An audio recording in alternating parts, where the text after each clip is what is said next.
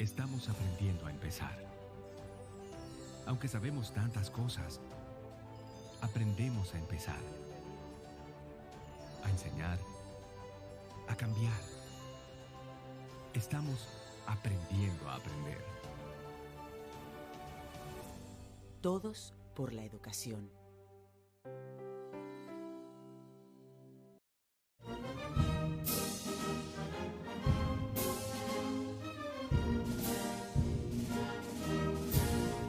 Quisqueyanos valientes alcemos nuestro canto con viva emoción, y del mundo a la paz ostentemos nuestro invicto glorioso pendón. Salve el pueblo que intrépido y fuerte a la guerra a morir se lanzó, cuando en bélico reto de muerte sus cadenas de esclavo rompió.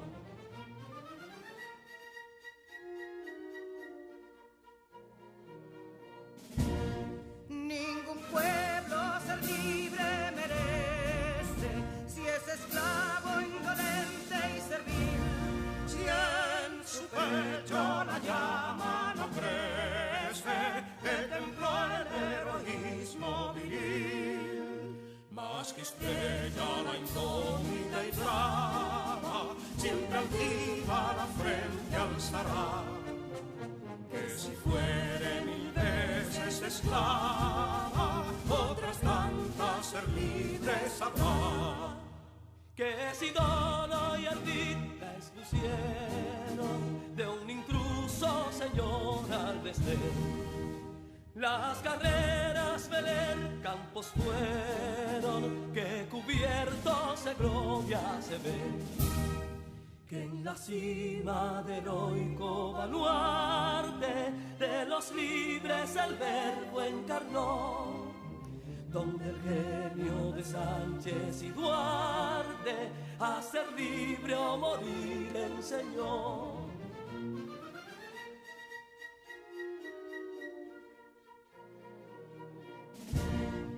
Y si pudo inconsulto caudillo de esas glorias el brillo empañar, de la guerra se vio en Capotillo la bandera de fuego ondear. Y el incendio que atónito deja de Castilla al soberbio león, de las playas gloriosas le aleja, donde flota el cruzado pendón. Compatriotas, mostremos erguida nuestra frente orgullosos de hoy más, que Quisqueya será destruida, pero sierva de nuevo jamás. Que santuario de amor cada pecho, donde la patria se siente vivir, y es su escudo invencible el derecho, y es su lema ser libre o morir.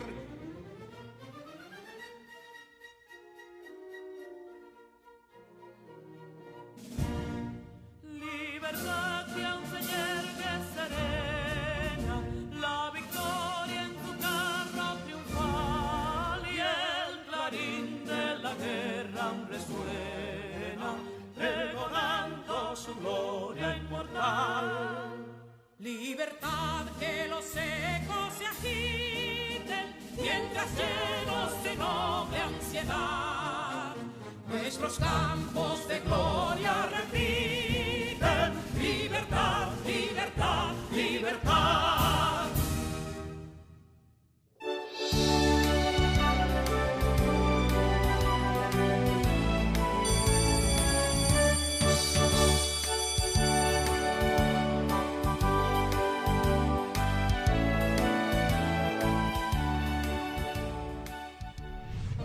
Hola, mi nombre es Carla Maciel y como ustedes estoy muy entusiasmada por comenzar nuestro día de aprendizaje. Vamos todos y todas a crear las condiciones físicas y emocionales para que podamos disfrutar del progreso que es aprender. Lo importante es disfrutar el camino del conocimiento y hacer de él una fiesta. Aprender puede ser, si nos lo proponemos, una experiencia divertida y creativa. Bienvenidos al cuarto grado de secundaria del año 2020-2021 del Ministerio de Educación de la República Dominicana. Aprendemos en casa, preservando la salud. Sus profesores de este año escolar son: Asignatura Lenguas Modernas, Raicy Nairobi Sano Paredes, del Centro Educativo Liceo Matías Ramón Mella y Escuela Presidente Antonio Guzmán Fernández. Distrito 1004 y 1006. Habilidades: creativa y proactiva. De la asignatura Ciencias de la Naturaleza, Ediberto Cordero Abreu, Centro Educativo Liceo Enriquillo, Distrito 902. Habilidades: tecnológico, comunicador, creativo, líder. Asignatura Ciencias Sociales, Yancel Oderay Ferreras Cabreja, Centro Educativo Instituto Politécnico Salesiano Padre Bartolomé Beck, Distrito 1503. Habilidades: comunicativa, líder. Asignatura Matemáticas, Alexander García Pérez, Centro Educativo Centro de Excelencia Salomé Ureña, Distrito 1503. Habilidades: electrónica, fotografía, canto. Asignatura Lengua Española, Rosemilia Cepeda Reyes, Centro Educativo Liceo José Francisco Peña Gómez y Liceo Jesús Maestro, Educación Básica, Nocturno. Distrito 1504. Habilidades: paciente, comunicativa. Asignatura Lenguas Modernas, Echazón Láyenes, del Centro Educativo Centro de Excelencia Luis Encarnación Nolasco, Distrito 1502. Habilidades: predicar, experimentar. Asignatura Inglés, Iman Nord, Centro Educativo North Academy. Habilidades: baile, plurilingüe, astronomía, psicología. Hoy repasamos los puntos más importantes de los temas que hemos conocido esta semana. Hola, queridos estudiantes. El día de hoy tendremos el repaso de las asignaturas de Matemáticas, Ciencias Sociales y Francés. Tu profesora de Ciencias Sociales, Yancel, te ayudará a aprender más sobre la historia de la civilización y el origen de las especies. Echanson te enseñará sobre el pasado compuesto y, por supuesto, en matemáticas, el profesor Alexander estará hablándote de los cuerpos geométricos, su área y volumen. Es tanto lo que seguirás aprendiendo si presta la debida atención. Y para empezar, desde el único lugar donde las matemáticas toman sentido, Alexander García les trae el repaso del día de hoy con el tema Cuerpos geométricos, área y volumen. Así que sin más, comencemos.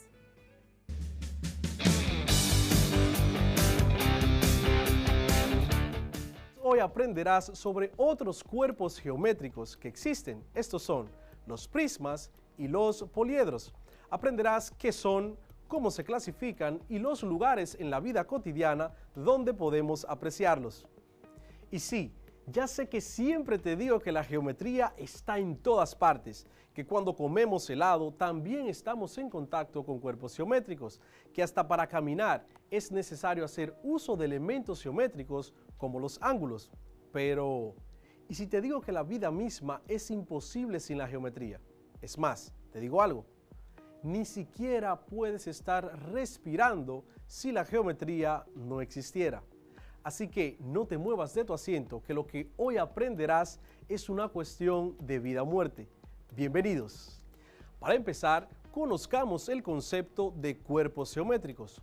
Un cuerpo geométrico es un elemento que dispone de 3 dimensiones: alto, ancho y largo. Podemos comprender con facilidad qué es un cuerpo geométrico a partir de diversos ejemplos. Si un niño toma un lápiz y dibuja un cuadrado en una hoja de papel crea un cuadrilátero. Un cubo, en cambio, es un poliedro de 6 caras cuadradas, un cuerpo geométrico que tiene altura, anchura y largo. Los dados que se utilizan en diversos juegos, es decir, son cuerpos geométricos. Los cuerpos geométricos, también llamados sólidos, ocupan lugares en el espacio y por lo tanto tienen volumen. Si sus caras son planas, reciben la denominación de poliedros, como el ejemplo mencionado en el cubo. Y hablando de cubos, vamos ahora a los 10 datos más sorprendentes del cubo más famoso del mundo, el Cubit Rubik. Como te mencioné al principio, ya han pasado unos 46 años de la invención del cubo de Rubik por parte de Ernest Rubik. Aquí van los 10 datos más alucinantes de este juguete. Número 1. Ni su creador lo podía resolver. El arquitecto y diseñador responsable del cubo, Ernest Rubik, tardó cerca de un mes en resolver su propia creación. De hecho, estuvo tan desesperado que llegó incluso a preguntarse si su nuevo rompecabezas tenía solución. Lo más gracioso es que lo creó como parte de un problema matemático. Le salió casi por casualidad. Número 2. No te sientas mal. ¿Nunca has podido resolver el cubo de Rubik? Tranquilo, estás dentro del 94% de la población. Es que solo alrededor del 5.8% de las personas que lo han intentado completar lo han conseguido. ¿Qué quieres probar? ¿Suerte? Recuerda que consultar un video tutorial no es hacer trampa. Solo 5 de cada 100 personas que lo han intentado acaban lográndolo. Número 3. ¿Tienes 5 segundos? En menos de lo que tardas en bostezar al despertarte, la persona más rápida del mundo es capaz de resolver el cubo de Rubik. Hablamos del surcoreano Seung Byung Cho, quien necesitó menos de 5 segundos para establecer el nuevo récord Guinness en el 2017. No es una broma. 4. El tamaño no importa. El cubo de Rubik es muy amigo de los récords. En cuestión de tamaños, el que ostenta el registro de más grande del mundo tiene alrededor de 3 metros de alto. Por su parte, el cubo más pequeño tiene solo 10 milímetros de ancho. Y lo mejor de todo, ambos han sido resueltos. Número 5.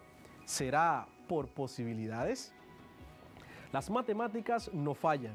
Según cálculos estadísticos, hay nada más que más de 43 trillones de combinaciones diferentes de un cubo de Rubik. Además, cualquier cubo, esté como esté, puede completarse en 20 movimientos o incluso menos. Ahora te parece fácil, ¿eh? En el fondo no es tan complicado como te lo pintan.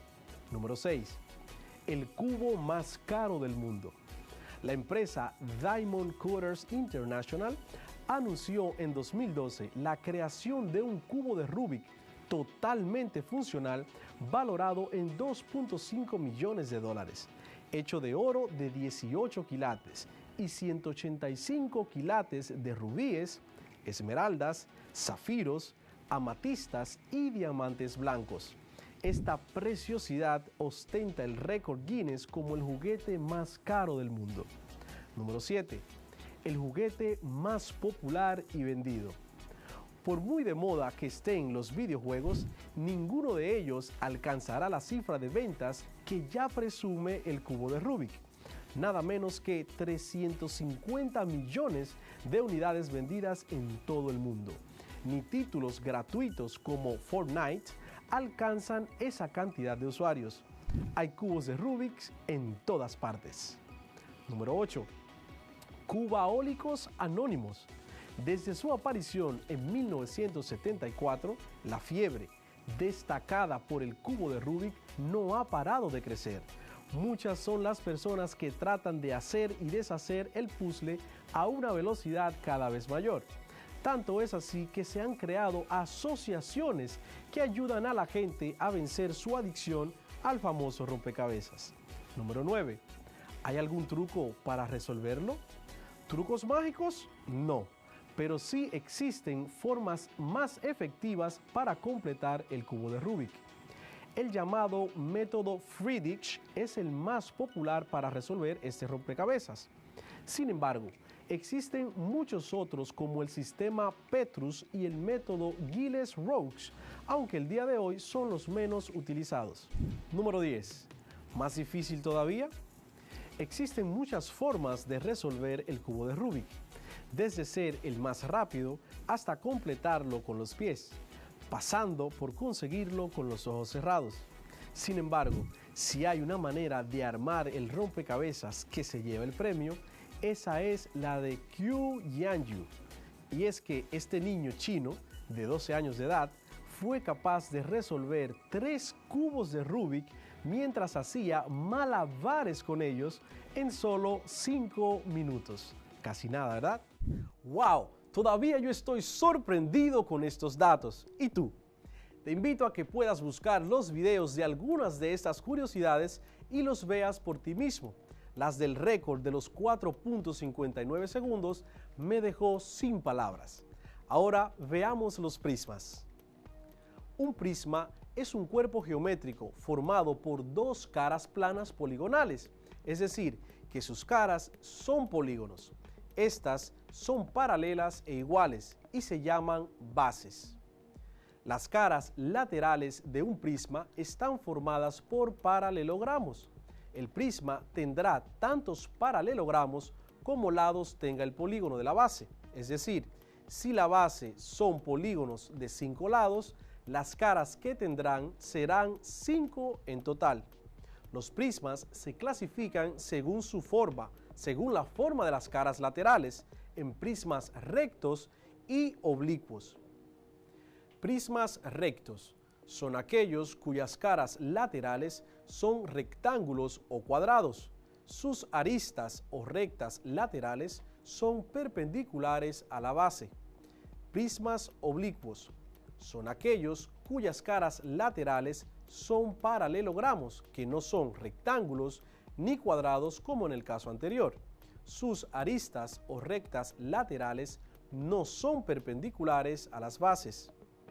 A su vez, los prismas rectos se clasifican según ciertos criterios referentes a la forma de su base.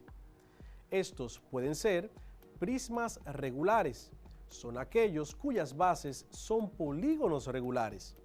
Prismas irregulares, son aquellos cuyas bases son polígonos irregulares. Podemos clasificar los prismas por el número de aristas o lados que tienen las bases. Prisma triangular. Un prisma triangular es un prisma cuyas bases son triángulos y tiene 3 lados. Prisma cuadrangular. Un prisma cuadrangular es un prisma cuyas bases son cuadrados, tiene 4 lados. Prisma pentagonal. Un prisma pentagonal es un prisma cuyas bases son pentágonos, es decir, tienen 5 lados. Prisma hexagonal. Un prisma hexagonal es un prisma cuyas bases son hexágonos, tienen 6 aristas o 6 lados. Pirámide. Una pirámide es un poliedro irregular cuya superficie está formada por una base que es un polígono cualquiera y caras laterales triangulares que confluyen, es decir, que se unen en un vértice que se denomina ápice o vértice de la pirámide. Las pirámides tienen tantos triángulos en las caras laterales como aristas o lados tiene la base. Pirámide triangular. Una pirámide triangular es una pirámide que tiene un triángulo por base.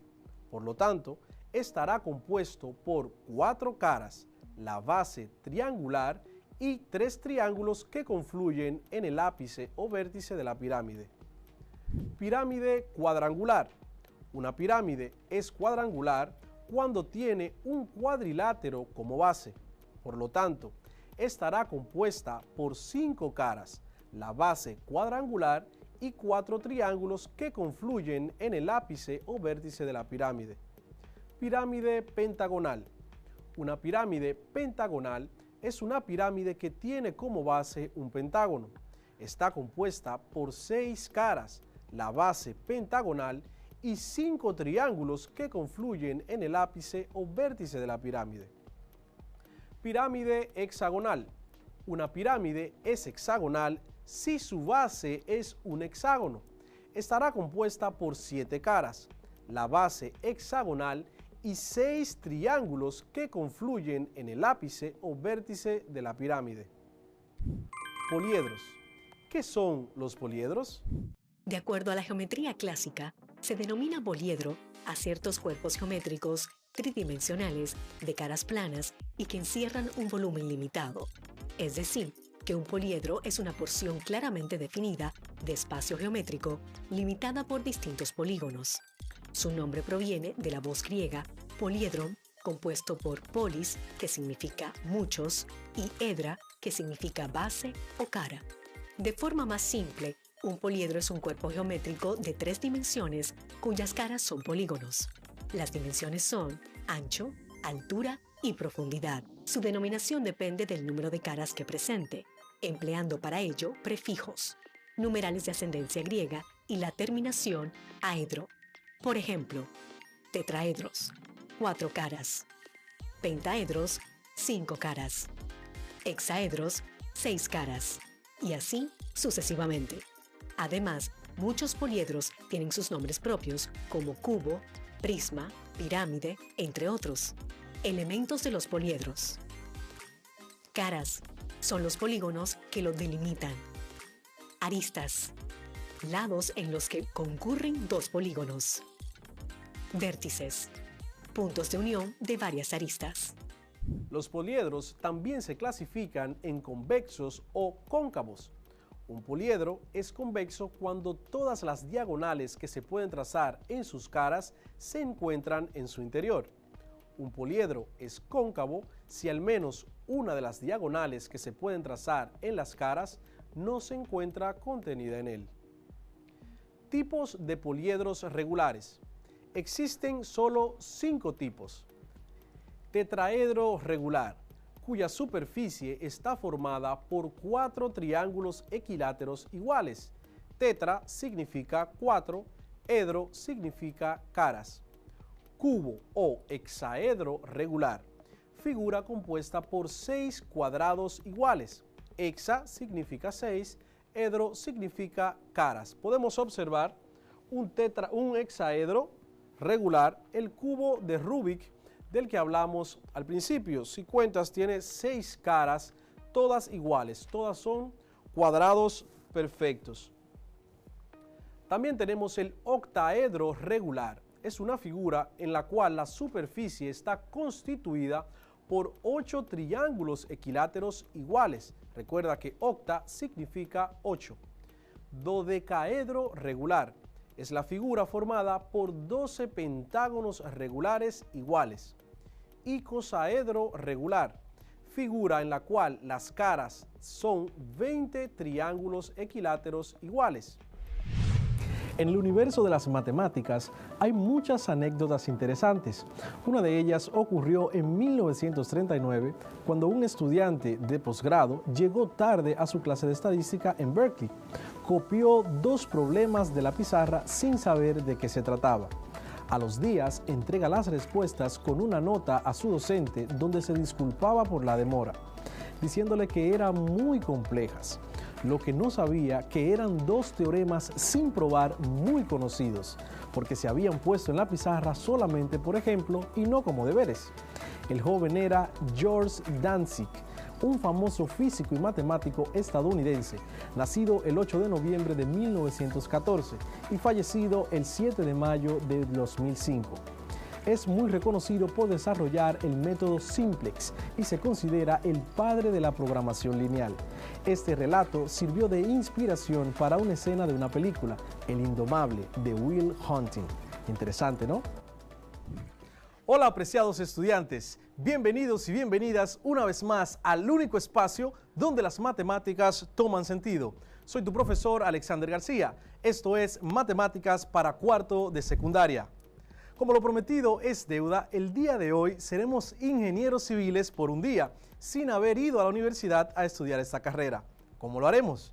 Presta mucha atención, pues hoy aprenderás a calcular el área y el volumen de algunos de los prismas y poliedros más comunes que trabajamos en la clase anterior. Luego de ver algunos ejemplos básicos, aplicaremos esos conocimientos a la ingeniería y calcularemos la cantidad de concreto que se necesita para el techo de una casa. Ten tus útiles a manos que vamos a empezar. Y si tienes en casa un casco, búscalo porque a partir de ahora somos ingenieros. Vamos a iniciar aprendiendo cómo calcular el área y el volumen de los prismas. Pero antes, te recuerdo qué es un prisma. ¿Qué son los prismas? Un prisma es un poliedro que tiene dos caras iguales paralelas, llamadas bases, y sus caras laterales son paralelogramos. ¿Cuáles son los elementos principales de los prismas? Bases. Todos tienen dos bases, siendo ambas iguales y paralelas. Caras. Son los paralelogramos comprendidos entre las dos bases. Altura. Es la distancia entre las dos bases. ¿Qué tipos de prismas hay según su base? Tenemos prismas irregulares, son aquellos cuyas bases son polígonos irregulares. Tenemos también los prismas regulares, que son aquellos cuyas bases son polígonos regulares. Los prismas toman el nombre del polígono de la base. Por ejemplo, un triángulo se llamaría prisma triangular. Si la base es un cuadrado, se llamaría prisma cuadrangular. Si la base es un pentágono, se llamaría prisma pentagonal y así sucesivamente. En la naturaleza, que siempre nos sorprende, podemos apreciar los prismas. Tal es el caso de los prismas basálticos en México. Aquí te muestro algunos de los datos interesantes que deberías saber antes de visitarlos. Son columnas geométricas de basalto que decoran las paredes de la impresionante barranca de Santa María Regla, que se ven bañadas por las 4 cascadas que alimenta la presa de San Antonio Regla. Es una de las 13 maravillas naturales de México desde el año 2007. Están formadas por roca ígnea conocida como basalto. Este tipo de columnas de piedra volcánica son únicas en el mundo. Se formaron hace millones de años, gracias a la solidificación de lava líquida en su proceso de enfriamiento. Una vez solidificada, la lava pierde volumen y provoca cuarteaduras, derivando así las formas cuadradas, pentagonales y hexagonales. Las columnas más altas alcanzan hasta 40 metros de altura y están formadas por 5, 6 y 7 caras. En 1803, Alexander von Humboldt, sorprendido por la majestuosidad de los prismas, realizó un dibujo que los daría a conocer en el mundo. Magnífica representación de lo que un día dejó boquiabierto a Alexander von Humboldt. Ahora calculemos el área de un prisma. Para calcular el área de un prisma, simplemente tenemos que sumar el área de cada una de las caras que tenga, más el área de las bases. En el caso de los prismas rectos, vamos a calcularlo con la siguiente fórmula. Área total será igual a 2 multiplicado por A sub B, que significa área de la base, más el perímetro de la base, o P sub B, multiplicado por la altura, representado con una H. Repito, la fórmula para calcular el área de un prisma, el área total de un prisma, será 2 multiplicado por el área de la base, más el perímetro de la base, multiplicado por la altura. Para calcular entonces el volumen de un prisma, lo haremos con la siguiente fórmula. Tenemos que el volumen va a ser igual al área de la base multiplicado por la altura.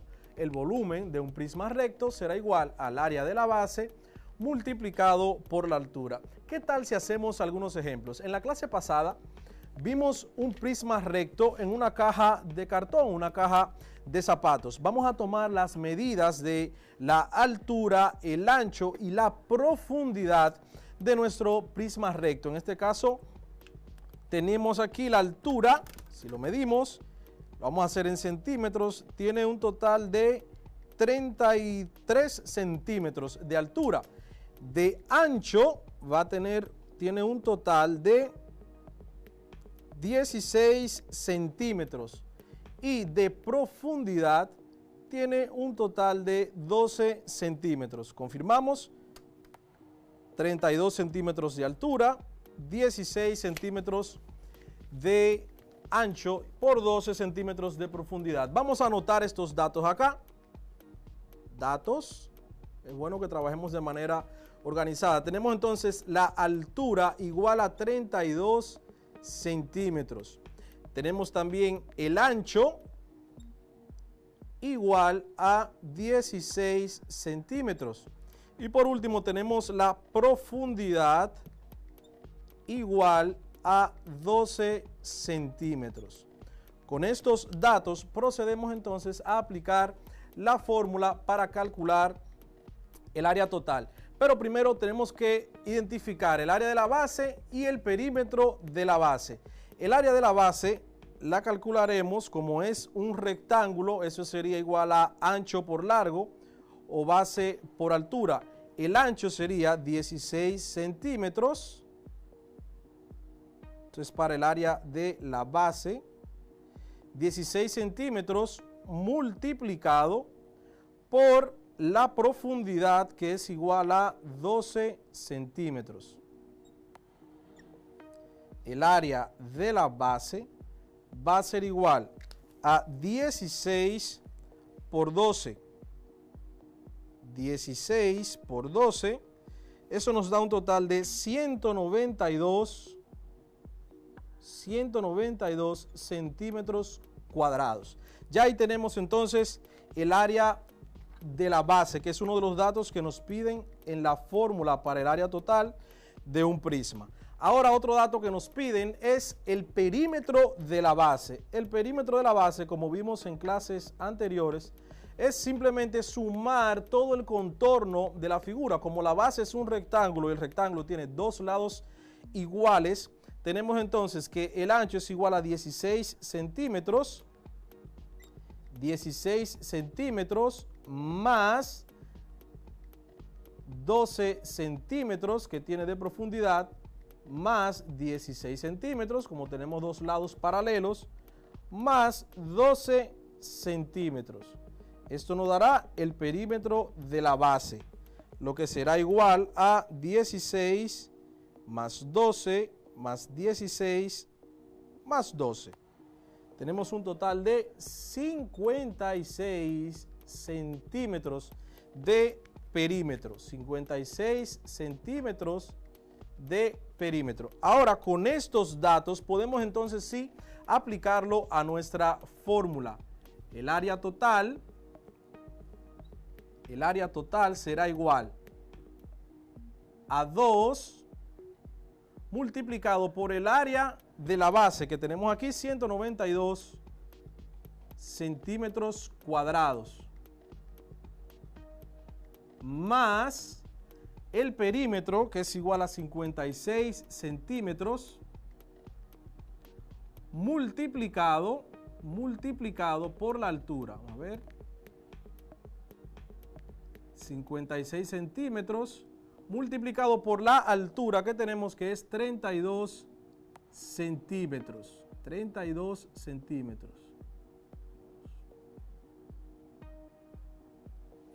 Entonces, el área total va a ser igual 2 multiplicado por 192. 2 por 192 es igual a 384 centímetros cuadrados, más 56 de perímetro multiplicado por la altura, 56 por 32 centímetros de altura, eso es igual a 1792 centímetros cuadrados.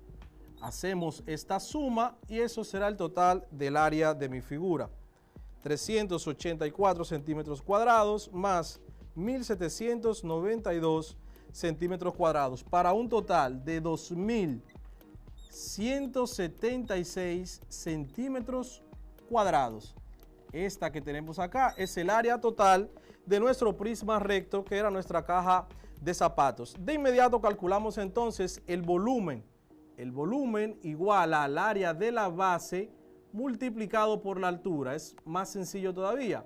El área de la base ya la tenemos previamente calculada, 192 centímetros cuadrados. 192 centímetros cuadrados multiplicado por la altura, que son 32 centímetros, para un total de 192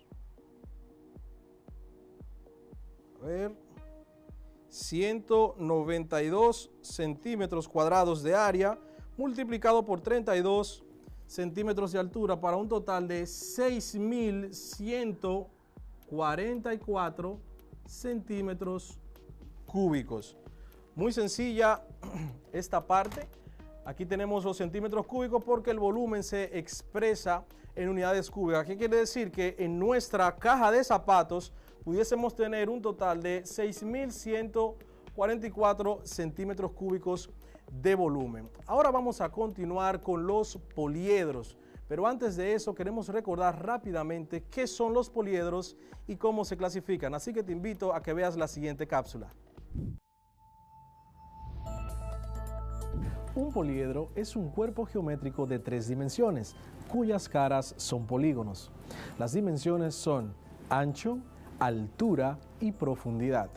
Su denominación depende del número de caras que presente, empleando para ellos prefijos numerales de ascendencia griega y la terminación aedro. Por ejemplo, tetraedros, 4 caras; pentaedros, 5 caras; hexaedros, 6 caras, y así sucesivamente. Además, muchos poliedros tienen sus nombres propios, como el cubo, los prismas y las pirámides. Elementos de los poliedros. Caras son los polígonos que lo delimitan. Aristas son los lados en los que concurren dos polígonos. Vértices son los puntos de unión de las aristas. Por su clasificación, los poliedros pueden ser regulares cuando todas sus caras son polígonos regulares. También pueden haber poliedros uniformes cuando todas sus caras son iguales entre sí.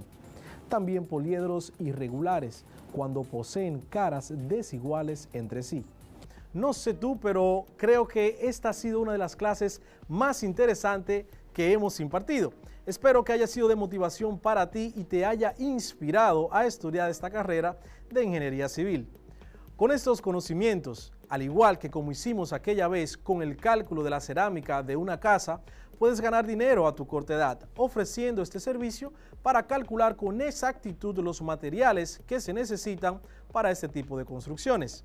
Gracias por seguir aprendiendo desde casa y preservando tu salud. Soy tu profesor Alexander García. Esto fue Matemáticas para cuarto de secundaria. Nos vemos en la próxima. Al cuarto grado de secundaria del año 2020-2021.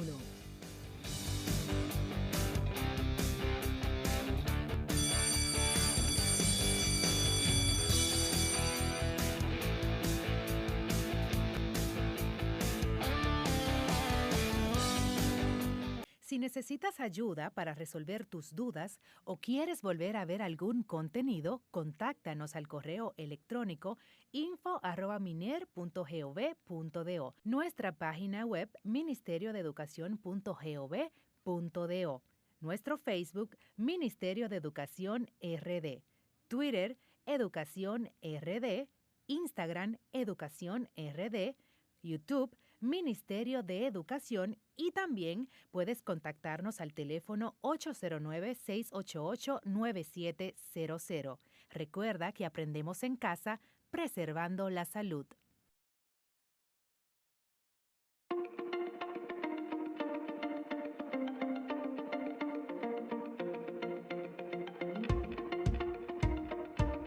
Hola, soy su doctor Ricardo Carrasco. Espero que estén bien, sobre todo si están aplicando los conocimientos nutricionales que han aprendido durante las cápsulas anteriores.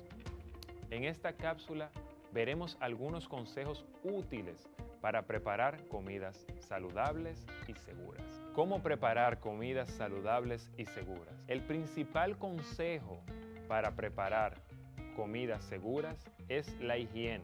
Para garantizar que una alimentación es saludable, los alimentos deben de ser preparados, conservados y consumidos de forma higiénica. Es muy importante que entiendan el concepto de lo que es higiene.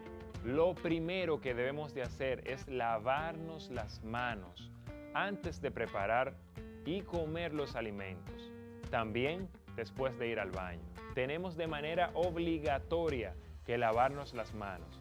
En estos momentos en los cuales el COVID-19 está presente en nuestra cotidianidad, es todavía más importante tener una higiene que sea óptima.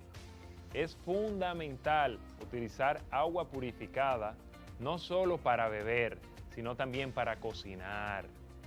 Les digo que si el agua no es potable, el riesgo de contraer bacterias es casi inminente. Bacterias como son la Escherichia coli, la Salmonella, el Enterobacter, la Leptospira, microbacterias o Staphylococcus aureus, por mencionar algunos, es muy alto. Por eso es vital guardar los recipientes limpios, tapados. Les recuerdo que el cólera es una enfermedad bacteriana que puede causar la muerte de una persona en pocos días. Se adquiere al consumir agua o alimentos contaminados. Por esa razón, y más ahora en los tiempos de coronavirus, debemos de mantener una higiene que sea al 100%. Otro consejo es lavar con agua potable y muy bien los alimentos que se consumen crudos, como son las frutas y los vegetales. Del mismo modo, hay alimentos como los lácteos y las carnes que se deben conservar refrigerados, si no se van a consumir inmediatamente. Para ello es vital mantenerlos dentro de la nevera para que evitemos que se dañen. Otros agentes contaminantes de los cuales debemos de cuidarnos son los insectos, los ratones y las mascotas. De modo que si consumimos alimentos que hayan tenido contacto con estos vectores, se corre el riesgo de adquirir enfermedades como son la leptospirosis, cólera, fiebre tifoidea, disentería, lombricis, entre otras.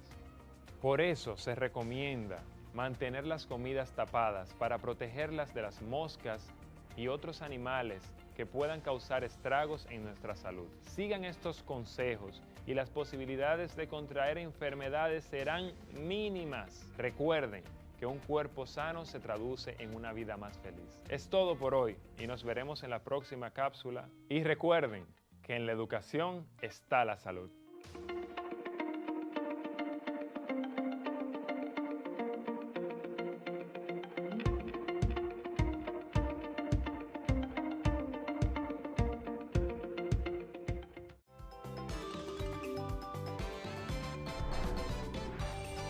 Un locro de sardinas con habichuelas guisadas es lo que prepararemos con los productos de la canasta de alimentos del Minero.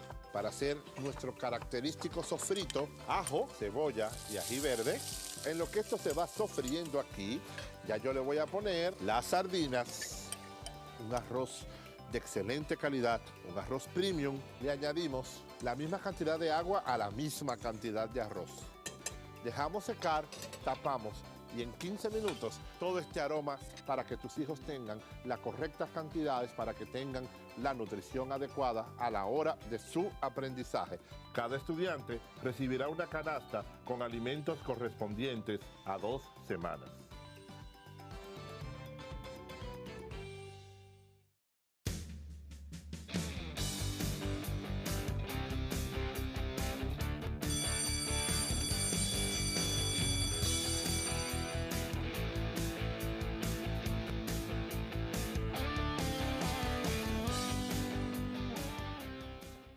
queridos estudiantes, la profesora Yancel tiene el gusto de poder acompañarlos un día más con la esperanza puesta en que será de grandes logros y de aprendizajes, pero sobre todo de alegrías. Disfrutemos y aprovechemos esta maravillosa travesía educativa, la cual solo busca fortalecer sus conocimientos, y para esto debemos buscar nuestro cuaderno de anotaciones para que recordemos este fascinante contenido donde aprendieron acerca de los grandes cambios de la historia de la civilización y así como de las diversas teorías del origen de las especies, tema que por cierto pondrá a más de uno a cuestionarse. ¿Qué les parece si juntos vemos este repaso?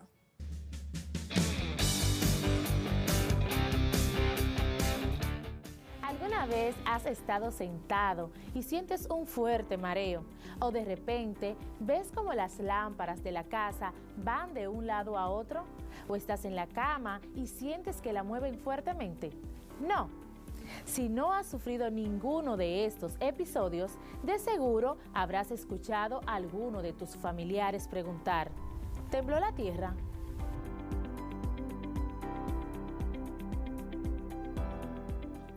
Saludos mis distinguidos estudiantes, estamos felices de reencontrarnos con ustedes.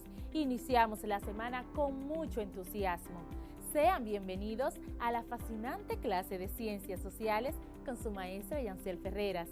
Como sabes, es muy importante que te ubiques en un lugar estratégico y que tengas a mano tu cuaderno de Ciencias Sociales y lápiz. El propósito de este encuentro, mis queridos estudiantes, es que comprendan los aspectos geomorfológicos, las placas tectónicas, los terremotos y tsunami en el planeta. Espero que ustedes logren elaborar como un producto final un artículo de opinión sobre el efecto de los movimientos sísmicos a nivel mundial y sobre todo en la República Dominicana. Y para esto debemos recordar qué es la geomorfología. De seguro que ya lo sabes, puesto que ya hemos hablado bastante sobre el tema, pero nunca está de más refrescar un poquito la memoria. ¿Qué te parece si juntos lo hacemos? La geomorfología es la ciencia que estudia las formas de la corteza terrestre. Con este nombre se le suele designar a la ciencia que estudia el origen y la evolución de la tierra firme emergida, pero puede estudiar también los fondos marinos. Esta ciencia se ha desarrollado siguiendo dos tendencias principalmente: la geomorfología histórica o cíclica por un lado y la geomorfología de los procesos por otro. Pero de esto ya estamos muy claros. Ahora vamos a conocer los conceptos de nuestra clase para así poder entonces sumergirnos en este tren del aprendizaje. Recuerda que puedes continuar la búsqueda de la información referente a este tema en libros, enciclopedias, periódicos o internet si tienes acceso a él, y así podrás profundizar los conceptos aprendidos. Pero ahora hablemos entonces de qué son las placas tectónicas. Son aquellas porciones de la litosfera que se ubican debajo de la superficie o de la corteza terrestre del planeta. Son de material rígido y se ubican sobre la astenosfera, una porción del manto terrestre mucho más profundo y complejo. Las placas tectónicas se encuentran prácticamente unidas las unas a las otras y aunque son rígidas, no están sostenidas más que unas contra otras y se mueven constantemente, solo que sus movimientos suelen ser muy ligeros y difíciles de sentir. En la mayoría de los casos, los movimientos o desplazamientos de las placas es milímetro y no se siente en la vida cotidiana. Existen dos tipos de placas tectónicas en nuestro planeta, que son oceánicas. Son las más extensas debido a la gran cantidad de agua que existe en la superficie terrestre. Son aquellas que subyacen a los océanos. Mixtas. pueden combinar en su superficie tanto océanos como superficie continental. Estas últimas son las más numerosas, ya que encontramos muchas, pero más pequeñas.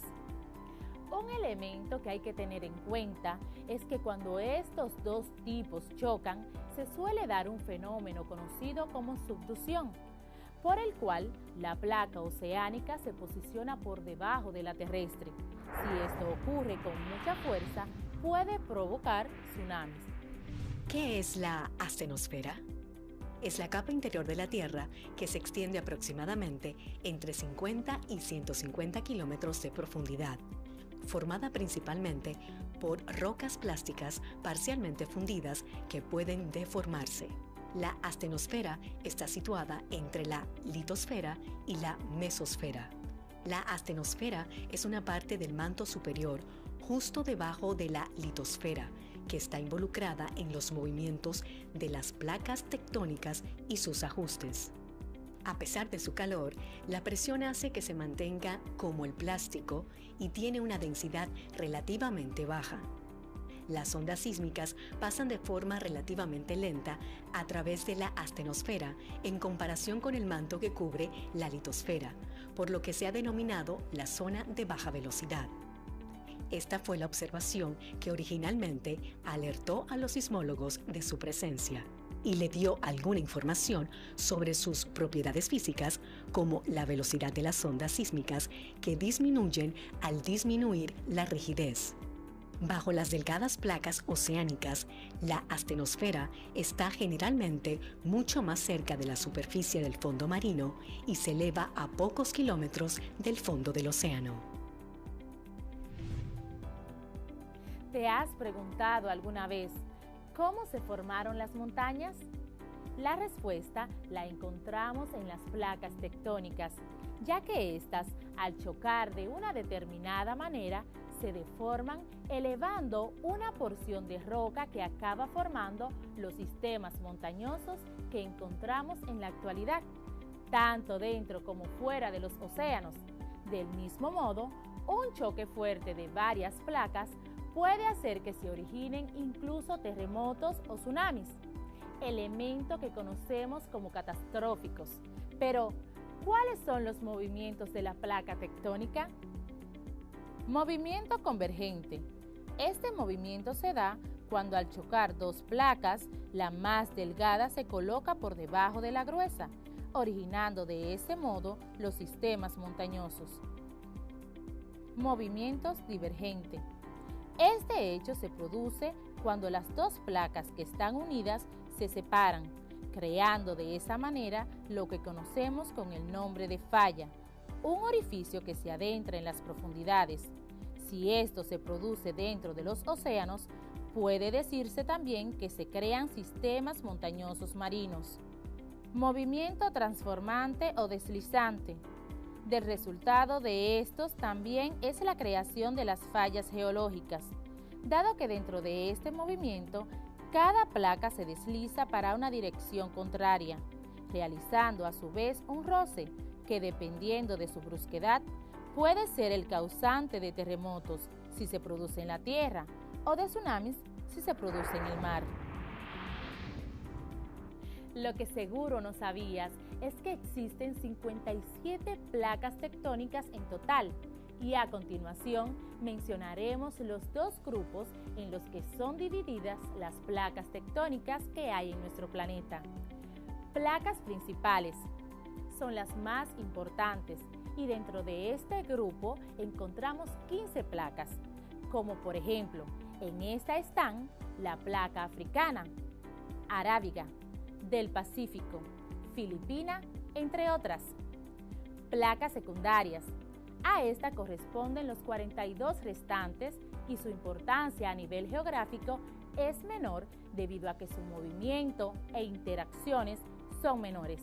Dentro de este grupo podemos encontrar las placas como las Maoke, Panamá, Mar de Banda y Mar Egeo.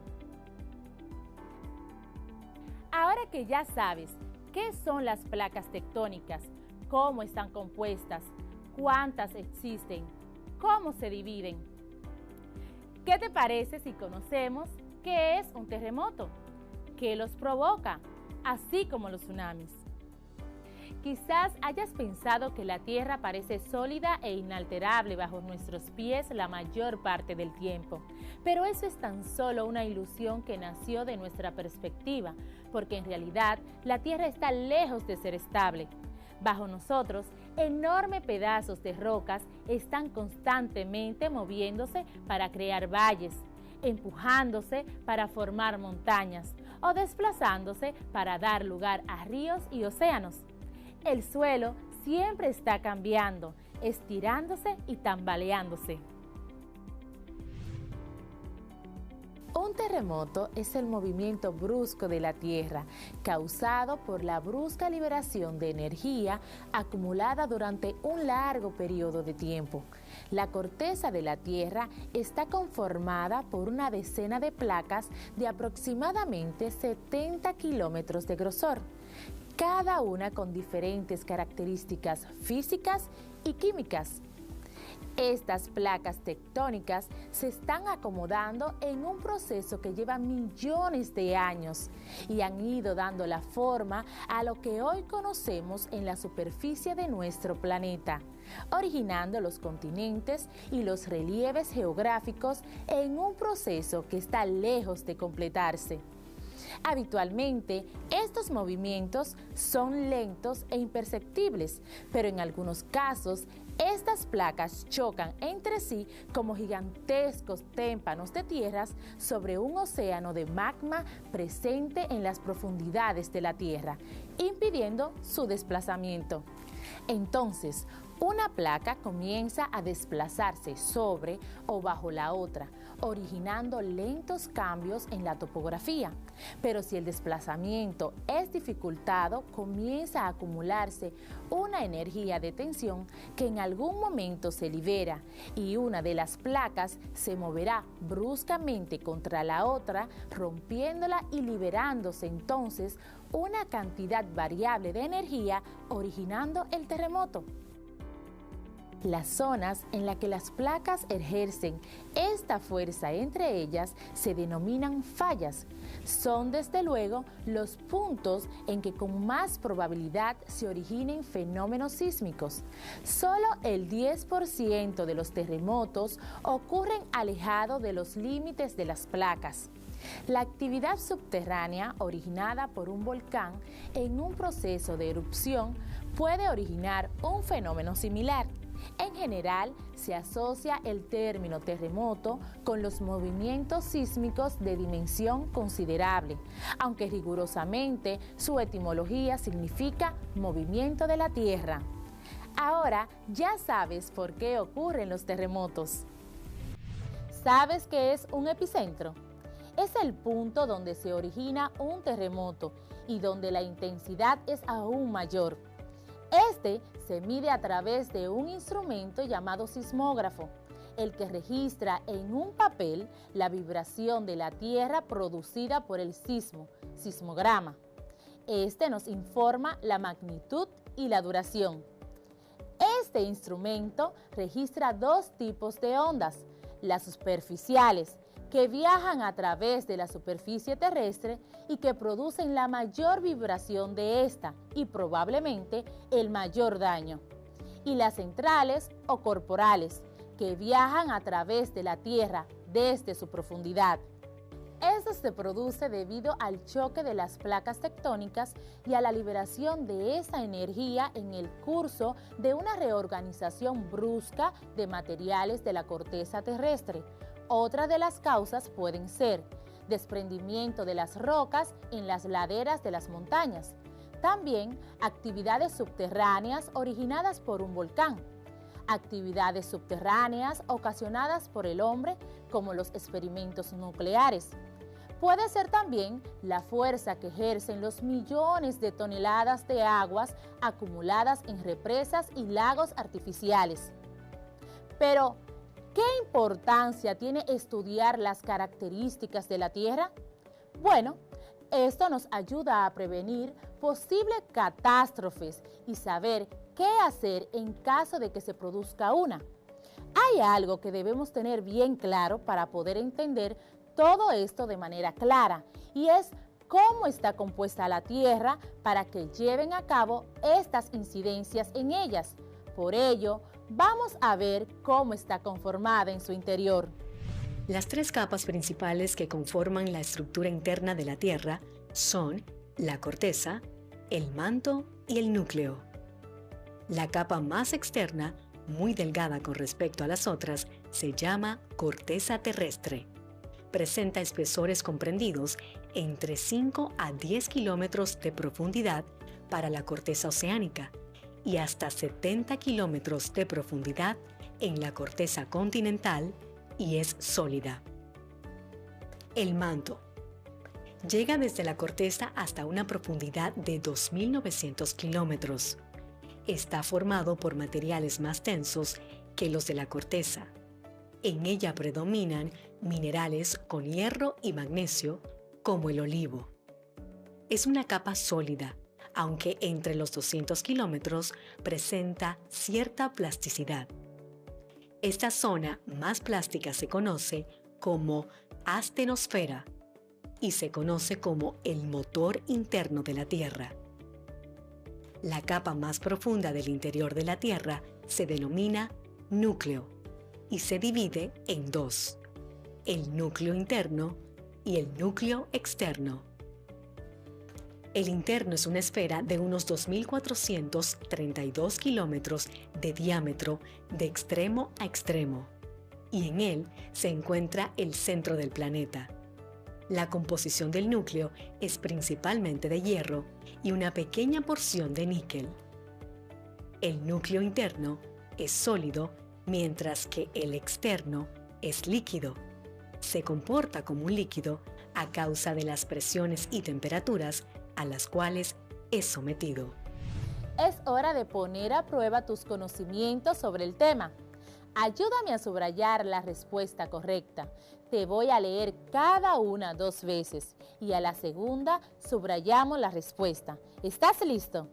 Iniciemos. ¿Dónde se encuentra la astenosfera? Justo bajo la corteza, en una parte del manto, en el núcleo externo. Repito, ¿dónde se encuentra la astenosfera? Justo bajo la corteza, en una parte del manto, en el núcleo externo. La respuesta correcta es la B, en una parte del manto. Muy bien. Número 2. Son aquellas porciones de la litosfera que se ubican debajo de la superficie o de la corteza terrestre. Núcleo, placas tectónicas o terremotos. Repito, son aquellas porciones de la litosfera que se ubican debajo de la superficie o de la corteza terrestre. Núcleo, placas tectónicas o terremotos. Si seleccionaste la B, estás en lo correcto. Placas tectónicas. Número 3.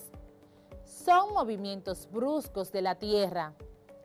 Terremotos, movimiento de la tectónica o manto. Vamos a repetir. Claro que sí. Son movimientos bruscos de la Tierra. Terremotos, movimiento de las tectónicas, manto. Y la respuesta correcta es la A.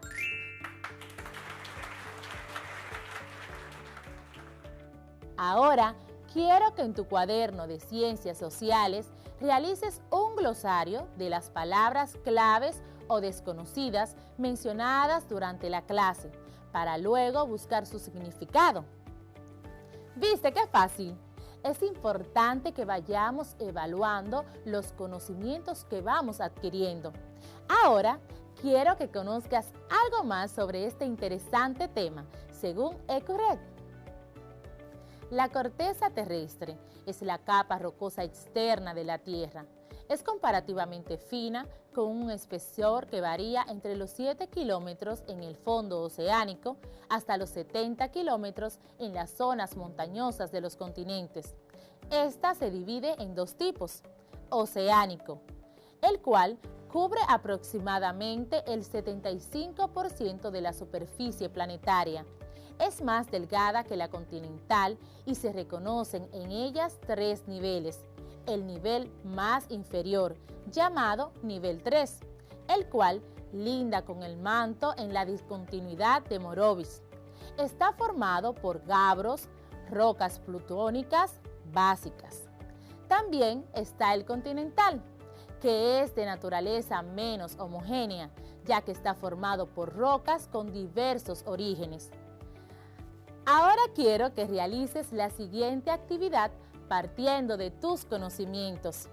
Para comprender lo que hemos trabajado sobre la corteza terrestre, quiero que realices un cuadro donde coloques tu definición personal sobre la geomorfología. Luego, busques en otros lugares una definición consultando, por ejemplo, libros, diccionarios, enciclopedias, entre otros. Luego, confrontas la primera con la segunda y al final presentas en el cuadro cuál fue el resultado.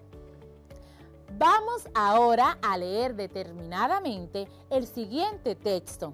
La lectura se puede realizar silenciosa o colectiva, pero como estamos juntos en casa, ¿qué te parece si nos acompañas y leemos todos juntos? La geomorfología es una ciencia natural que se encarga del estudio del relieve de la superficie terrestre. Las formas del relieve terrestre surgen por la interacción de los procesos exógenos o de la superficie y los procesos endógenos, que son aquellos que se originan en el interior de la Tierra, que al actuar sobre las rocas que afloran en la superficie terrestre, dan como resultado la formación de rasgos del relieve de diferentes órdenes que van desde las grandes estructuras planetarias, como son los océanos y continentes, hasta los más pequeños accidentes geográficos. Sin embargo, según la definición general, queda implícito que la geomorfología estudia tanto el relieve de las superficies emergidas como de los fondos oceánicos, pero si partimos del hecho de que los procesos morfogénicos que actúan en las superficies continentales e insulares son diferentes a los que moldean los fondos marinos, se ha aceptado que la geomorfología se ocupa de las formas medias y pequeñas del relieve, mientras que se ha dejado a la iconología el estudio y cartografiado del relieve submarino, y a la geotectónica el estudio de los orígenes y desarrollo de las grandes estructuras planetarias. No obstante a lo anterior, y partiendo del propio avance que ha tenido la geología a partir de las concepciones de la tectónica de placas y formación de la corteza terrestre, se hace difícil determinar el campo de aplicación de cada una de estas ramas de la ciencia, interactuando todas entre sí. Con el desarrollo de la geomorfología se han ido ramificando los conocimientos, siendo todavía más aceptada la clasificación del científico ruso Semyonov, que la clasifica en dos ramas principales: climática y estructural. Quiero que ahora, como producto final, elabores un resumen de todo lo que aprendiste hoy y lo compartas con tu familia. Quiero que además preguntes a tu padre, madre o tutor si alguna vez han sentido un terremoto y qué país ellos conocen ha sido golpeado fuertemente por uno de estos. Realiza tus anotaciones en tu cuaderno de ciencias sociales, ya que esto nos ayudará más adelante. Aprendimos muchas cosas nuevas hoy. ¿Qué te parece si evaluamos lo que hemos aprendido? ¿Qué aprendimos? ¿Qué es la geomorfología? ¿Qué son las placas tectónicas? ¿Cuántos tipos de placas existen? ¿Qué es la astenosfera? ¿Cómo y por qué se forman las montañas? ¿Qué es un terremoto y qué lo produce? ¿Cuál es la composición de la Tierra? ¿Qué es la corteza terrestre y cómo se compone? Pero hay un punto muy importante que debemos tener presente.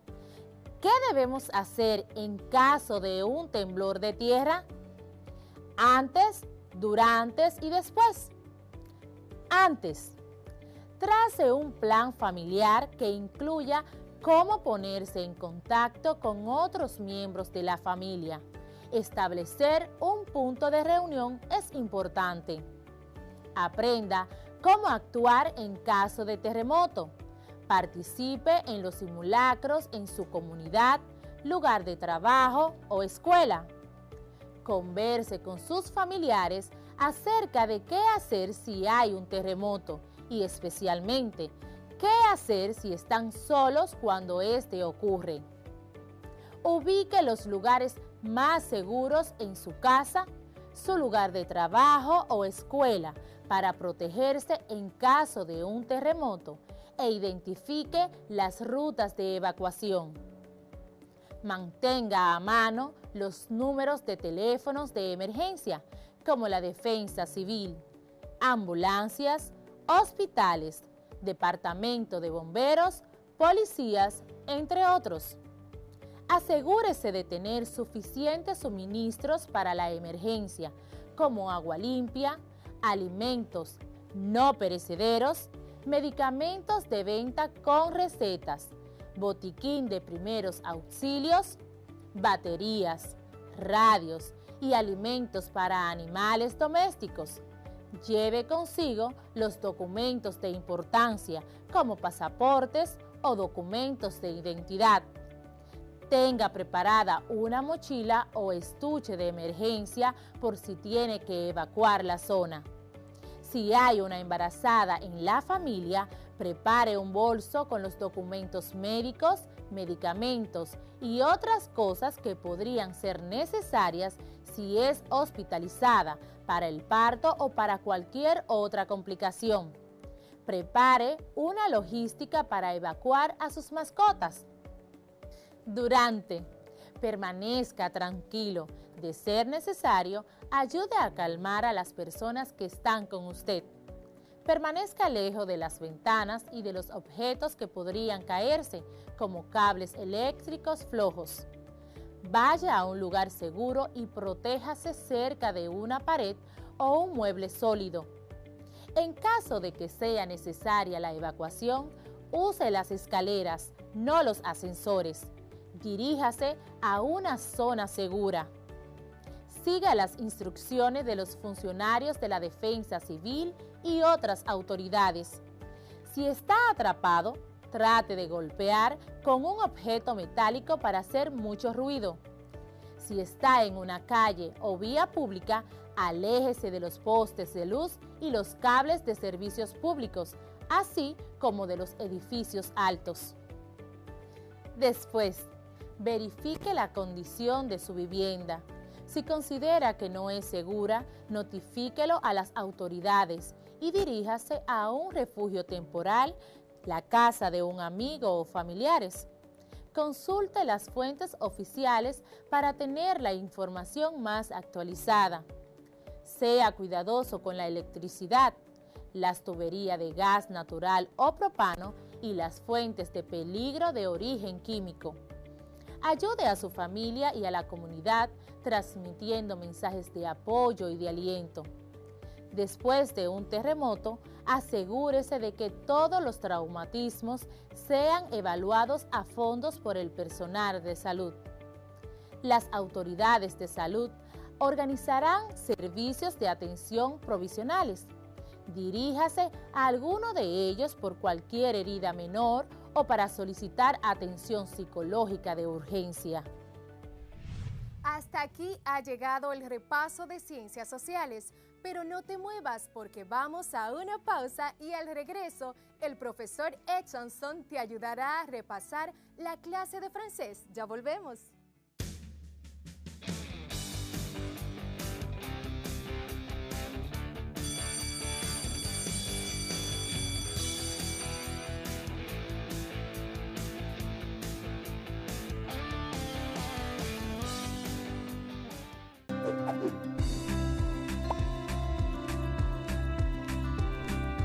Un día me fui a dormir.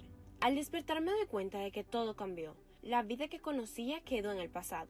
En todas partes solo se escuchaban las noticias sobre una pandemia causada por un virus llamado COVID-19. Luego, todos hablaban de un toque de queda, y cuando pude despertar del shock, todo estaba cerrado.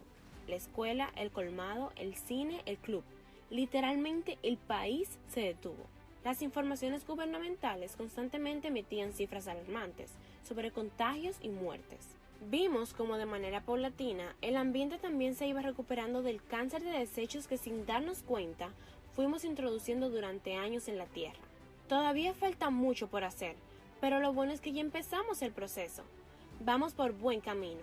Me lo dicen los pajaritos que volvieron a anidar en el árbol de la esquina. Me lo dice el aire, que ahora se respira con más pureza. Comenzó a reír en cada reventar de las olas marítimas sobre la arena que hoy está más limpia que hace un año. ¿Sabías que la basura que genera la República Dominicana podría llenar el Estadio Olímpico de Santo Domingo todos los días del año? ¿Y que es muy poco lo que reciclan en el país? Después de un largo tiempo de pandemia, hoy vemos cómo las aves vuelven a nuestras playas. Mientras estamos en casa, la naturaleza se cura. Ahora depende de nosotros seguir sanándola, reciclando desde casa, porque los plásticos que no reciclamos no desaparecen, se acumulan en cañadas, ríos y mares.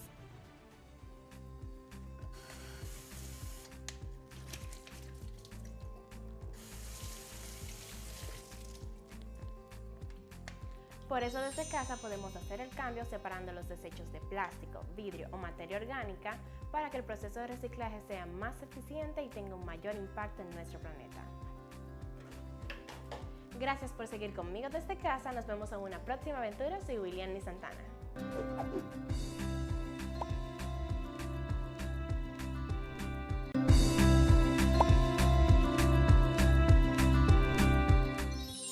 Hola, soy William Santana. Hasta hace poco todo se hacía desde nuestras casas, pero así como la escuela, de manera gradual tendremos nuevas aventuras en las cuales te mostraré cosas que puedes hacer y aprender tanto fuera como dentro de tu casa.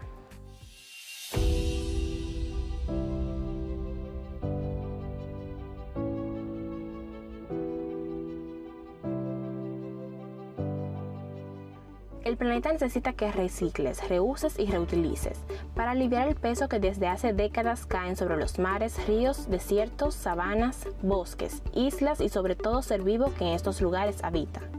El reciclar, que no se limita al plástico, es vital que se haga con todo lo que sea desecho sólido y esté a tu alcance. Ahora que estás en casa, es más fácil comenzar a crear un hábito y compartirlo con tus cercanos. ¿Recuerdan los platos que utilizamos en algunas actividades y luego desechamos? Pues aquí se reciclan y se convierten en arte. Veamos cómo lo hacen.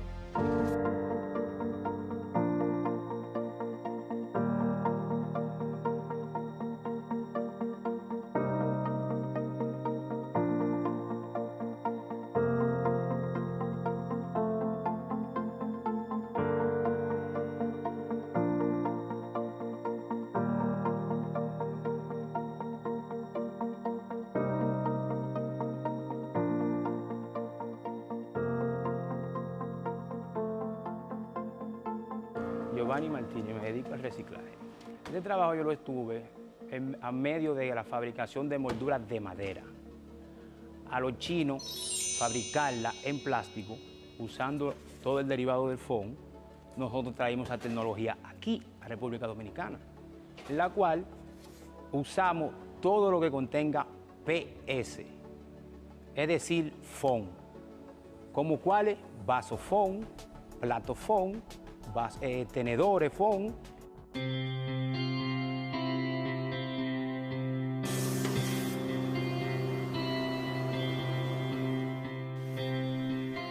Vía iglesia, vía junta de vecinos, vía colmadones, vía abuso, que muchos abusos lo buscan, lo venden ligado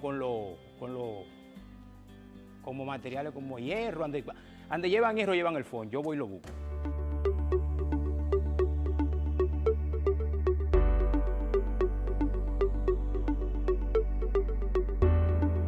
Galería de arte, fotógrafos, pintores locales.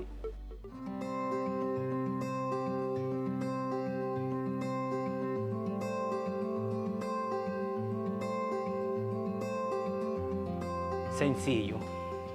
Cuando agarre un platofón con su picapollo, que lo lave, lo mete en una funda y se lo lleve al padre o al patrón de la junta de vecinos.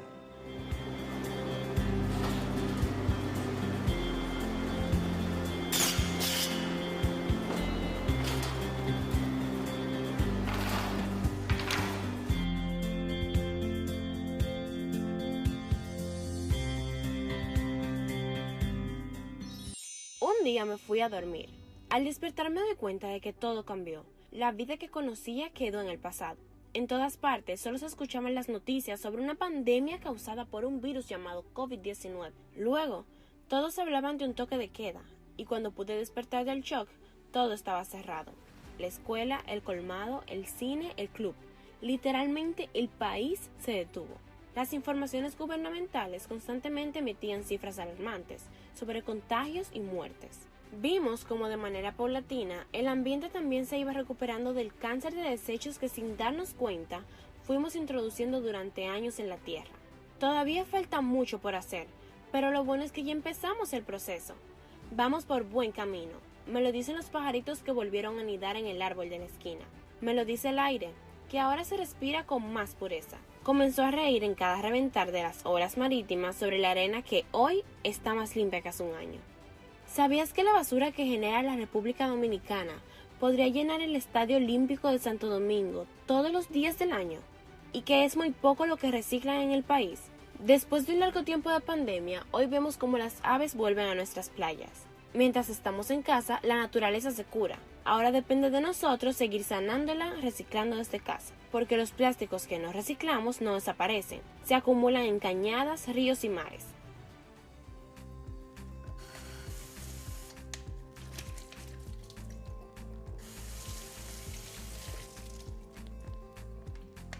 Por eso desde casa podemos hacer el cambio separando los desechos de plástico, vidrio o materia orgánica para que el proceso de reciclaje sea más eficiente y tenga un mayor impacto en nuestro planeta.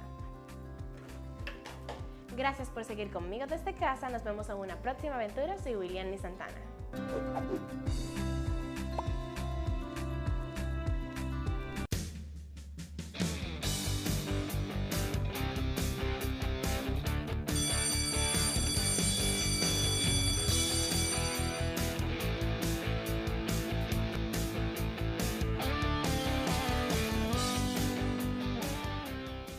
Queridos y queridas estudiantes, en la clase de francés de este día reforzarán sus conocimientos sobre el uso del passé composé, el pasado compuesto, un tiempo que se utiliza para expresar acciones que han tenido lugar en el pasado. Espero estés cómodo para esta recapitulación de saberes.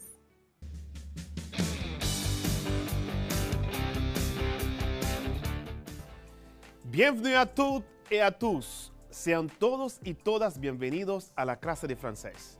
Para mí es un honor estar aquí una vez más y continuar con nuestra clase de francés. Espero que todo esté bien para empezar con nuestra clase de hoy. Pero antes, vamos a revisar los puntos más importantes que vimos en las clases de las semanas anteriores. En las últimas semanas hemos estudiado el pasado compuesto francés con el auxiliar avoir y también être. ¿Qué es el pasado compuesto y para qué se utiliza? Le passé composé est un temps formé de l'auxiliaire avoir ou être au présent, suivi du participe passé du verbe conjugué. Il sert à exprimer un événement passé dans un discours qui a des conséquences dans le présent. Par exemple, mon père m'a apporté 2 nouveaux pantalons. El pasado compuesto es un tiempo formado por el auxiliar avoir o être en tiempo presente, seguido del participio pasado del verbo conjugado. Se usa para expresar un evento pasado en un discurso que tiene consecuencias en el presente. Por ejemplo, mi padre me trajo pantalones nuevos. ¿Qué es el pasado participio? ¿Te acuerdas? Vamos a revisarlo juntos. Le participe passé se forme à partir d'un verbe. En général, il se comporte comme un adjectif qualificatif, s'accordant en genre et en nombre avec le nom auquel il se rapporte. C'est ce cas que nous abordons aujourd'hui, l'auxiliaire être. Dans ce cas, il s'accorde en genre et en nombre avec le sujet du verbo. El participio pasado se forma a partir de un verbo. En general, se comporta como un adjetivo calificativo, coincidiendo en género y número con el sustantivo con el que se relaciona. Este es el caso que estuvimos debatiendo desde la semana pasada, el auxiliar être. En este caso, concuerda en género y número con el sujeto del verbo. ¿Cómo reconocer a cuál grupo pertenece un verbo y cómo formar el pasado participio de los verbos franceses? Repasámoslo juntos. Pour connaître le groupe d'un verbe, on regarde la terminaison de son infinitif. Terminaison en ER, c'est un verbe du premier groupe. Terminaison en IR, c'est un verbe du deuxième groupe. Terminaison en RE ou OIR, c'est un verbe du troisième groupe. Ya sabes que de manera general hay tres tipos o series de verbos en francés llamadas conjugaciones, según en qué acaba el infinitivo. Primer grupo, verbos acabados en ER, por ejemplo, jouer. Segundo grupo, verbos acabados en IR, por ejemplo, finir. Tercer grupo, resto de verbos que puedan acabar en IR, RE o en OIR, además del verbo aller, por ejemplo, pouvoir, prendre.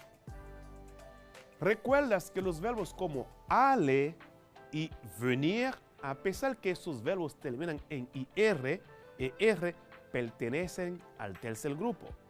Antes de entrar a nuestra clase de hoy, veamos juntos cómo podemos encontrar el pasado participio de un verbo según su grupo. Le participe passé des verbes du premier groupe se termine toujours par E accent aigu. Par exemple, crier, crier. Jouer, jouer. Lancer, lancer. Par I pour les verbes du deuxième groupe. Abouti, fini. Le participe passé des verbes du troisième groupe se termine soit par un I, partir, parti, soit par un U, croire, cru, soit par un S, prendre, pris, soit par un T, faire, fait. El participio pasado de los verbos en el primer grupo siempre terminan en E con acento. Por ejemplo, crier, crier, jouer, jouer, lancer, lancer. Por I para los verbos del segundo grupo, abouti, fini. El participio pasado de los verbos del tercer grupo termina o por A, I, partir, parti. O por una U, croire, cru. O por una S, prendre, pris. Y para terminar, con una T, faire, fait. Antes de terminar el repaso para entrar a nuestra clase de hoy, revisemos juntos el pasado compuesto con el auxiliar être. Le participe passé d'un verbe conjugué avec l'auxiliaire être s'accorde en genre et en nombre avec son sujet. Repito, le participe passé d'un verbe conjugué avec l'auxiliaire être s'accorde en genre et en nombre avec son sujet. Exemple, les invités sont partis dans l'après-midi. Le participe passé parti se met au masculin pluriel comme le sujet les invités. Los invitados se fueron por la tarde. Las fiestas del participio pasado se ponen en plural masculino como el tema de los invitados. Concordancia del participio pasado. En determinadas ocasiones, el participe passé en francés debe concordar en género y número con el sujeto o el complemento directo de la oración. Las situaciones en las que se establece estas concordancias son las siguientes. El participio de los verbos que se conjugan con el auxiliar être concuerda en género y número con el sujeto. Por ejemplo, il est allé dans son bureau. Él fue a su oficina. Él está allé dans son bureau. Ella fue a su oficina. Elles sont allées dans leur bureau. Ellos fueron a sus oficinas. Elles sont allées dans leur bureau. Ellas se fueron a sus oficinas. En la primera frase, il est allé dans son bureau, el sujeto es masculino singular, por eso que el pasado participio ale se escribe A, L, L, E con acento.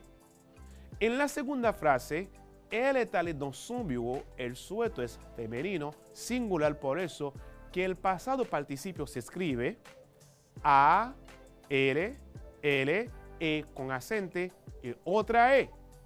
En la tercera frase, ils sont allés dans leur bureau, il sujeto masculino plural, por eso que el pasado participio ale se escribe A, L, L, E con acento S. En la última frase, elles sont allées dans leur bureau, el sujeto es femenino plural, por eso que el pasado participio ale se escribe A, L, R, E con acento E, una S. Espero que hayan entendido perfectamente el repaso, porque vamos a seguir hablando del pasado compuesto, esta vez con un grupo de verbos que se llaman verbos pronominales. Espero que estén listos para empezar la clase de hoy. C'est quoi un verbe pronominal? ¿Qué es un verbo pronominal? En grammaire, un verbe pronominal ou verbe réfléchi est un verbe dont la conjugaison s'accompagne d'un pronom réfléchi en fonction de complément d'objet direct ou indirect, renvoyant au même référent que le sujet. En grammaire, je répète, un verbe pronominal ou verbe réfléchi est un verbe dont la conjugaison s'accompagne d'un pronom réfléchi en fonction de complément d'objet direct ou indirect, renvoyant au même référent que le sujet. En gramática, un verbo pronominal o verbo reflexivo es un verbo cuya conjugación va acompañada de un pronombre reflexivo como complemento de objeto directo o indirecto, refiriéndose al mismo referente que el sujeto. Por ejemplo, je me douche, me ducho. Je me suis douché, passé, me he duchado. Comment reconnaître qu'un verbe est à la forme pronominale? ¿Cómo reconocer cuando un verbo está a la forma pronominal? Le verbe pronominal est un verbe toujours accompagné d'un pronom personnel à la même personne grammaticale que le sujet et qui se conjugue seulement avec l'auxiliaire être au temps composé. Une phrase contenant un verbe pronominal renferme deux pronoms de la même personne qui se suivent. Repito, le verbe pronominal est un verbe toujours accompagné d'un pronom personnel à la même personne grammaticale que le sujet et qui se conjugue seulement avec l'auxiliaire être au temps passé. Une phrase contenant un verbe pronominal renferme deux pronoms de la même personne qui se suivent. El verbo pronominal es un verbo siempre acompañado de un pronombre personal de la misma persona gramatical que el sujeto y que se conjuga solo con el auxiliar être en tiempos compuestos. Una oración que contiene un verbo pronominal contiene dos pronombres consecutivos de la misma persona. Por ejemplo, je me suis réveillé à 9h du matin. Me desperté a las 9 de la mañana. On forme les verbes pronominaux avec un pronom réfléchi de la même personne que le sujet et ce pronom se place toujours avant le verbe. Formamos verbos pronominales con un pronombre reflexivo de la misma persona que el sujeto y ese pronombre siempre se coloca antes del verbo. Les pronoms réfléchis sont les suivants. Los pronombres reflexivos son los siguientes: me, te, se, nous, vous, se.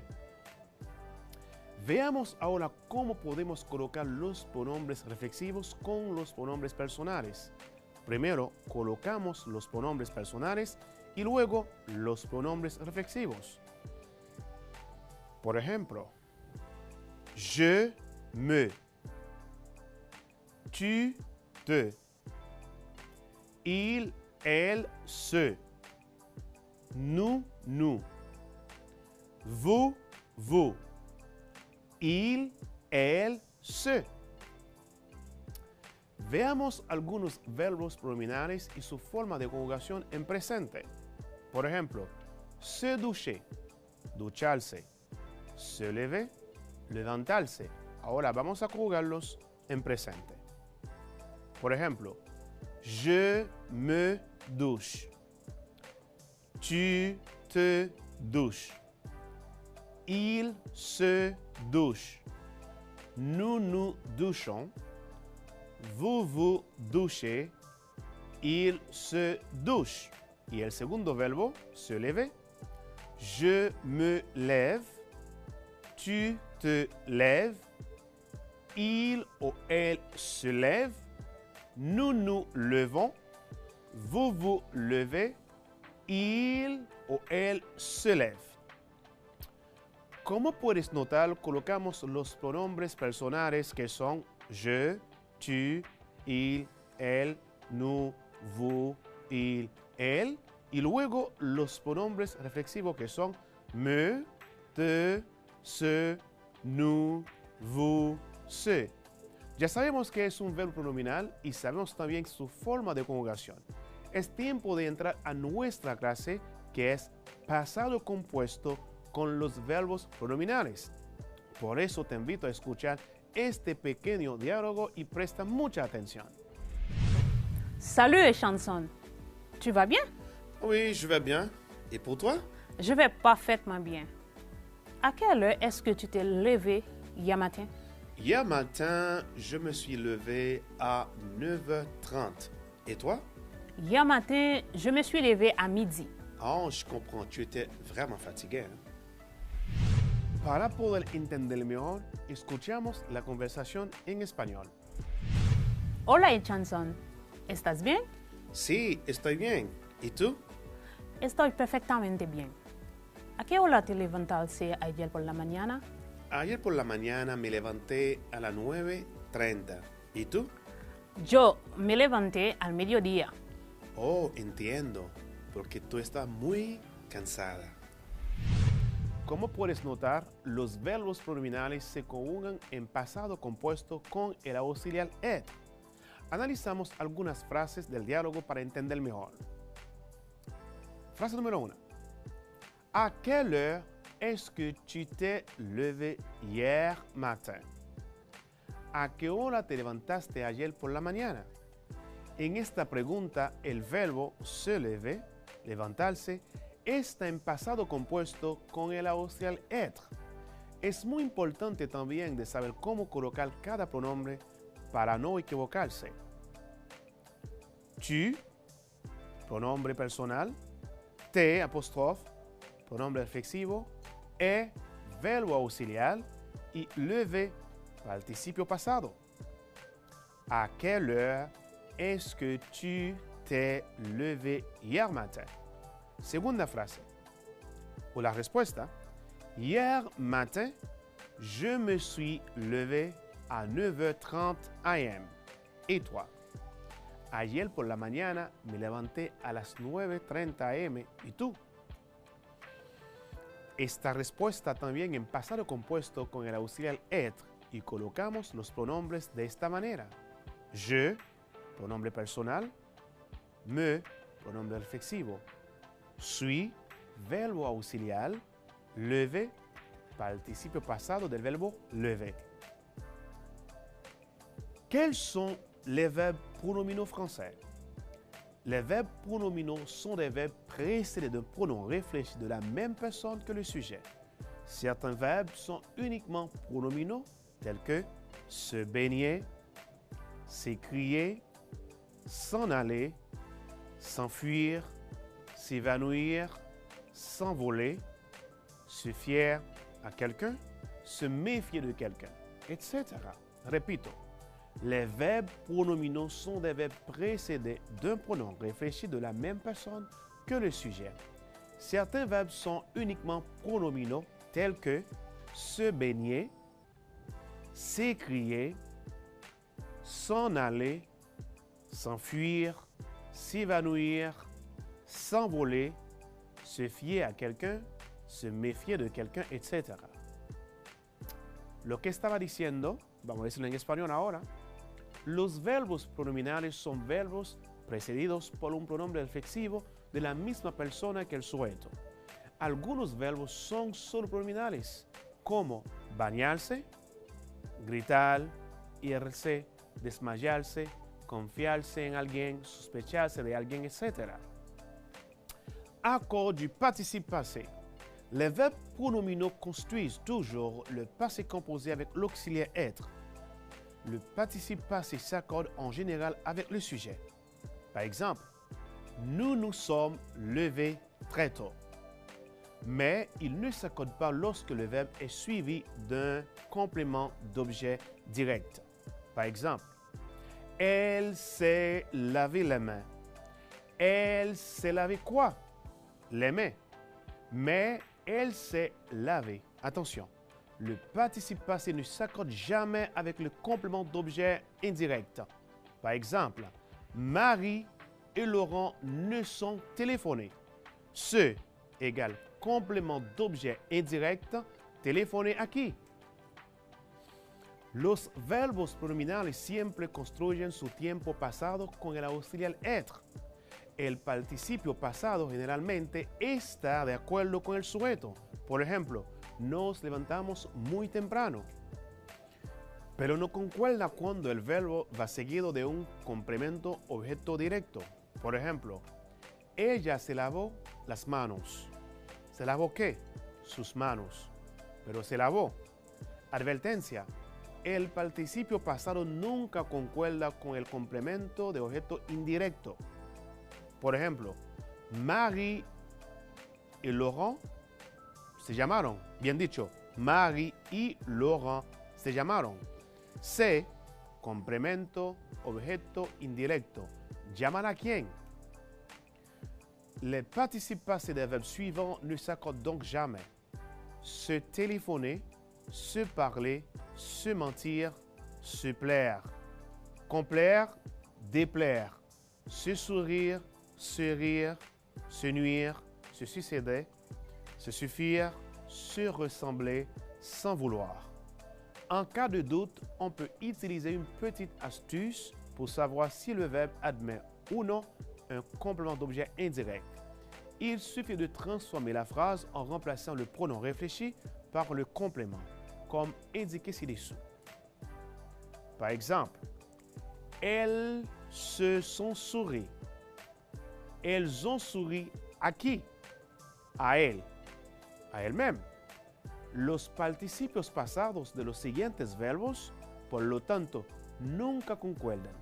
Hablarse, mentirse, complacer, complacer, disgustar, sonreír, reírse, lastimarse el uno al otro, para sucedernos, para ser suficientes, para parecerse, culparse a sí mismo. En caso de duda, podemos usar un pequeño truco para saber si el verbo admite o no un complemento objeto indirecto. Basta con transformar la oración reemplazando el pronombre reflexivo por el complemento, como se indica a continuación. Por ejemplo, se sonrieron el uno al otro. ¿A quién le sonrieron? A ellos mismos. Para poner en práctica la lección de hoy, hagamos una actividad en la cual identificarás las respuestas correctas de los verbos. Hier, je se dépêchait pour prendre le train. A, suis dépêché. B, est dépêché. C, me suis dépêché. 2. Hier, nous se réveillait à 9 heures. A, nous sommes réveillés. B, vous êtes réveillés. C, sont réveillés. 3. Tu lis le livre que tu s'achetais la semaine dernière. A, t'es acheté. B, me suis acheté. Veamos las respuestas juntos. La primera respuesta es, ¿la tiene? es la A. Hier, je me suis dépêché pour prendre le train. Veamos la segunda. La segunda respuesta es... ¿La tiene? La A. Hier, nous nous sommes réveillés à 9 heures. Ahora veamos la tercera respuesta. La tercera respuesta es también la A. Tu lis le livre que tu t'es acheté la semaine dernière. ¿Qué hemos estudiado el día de hoy?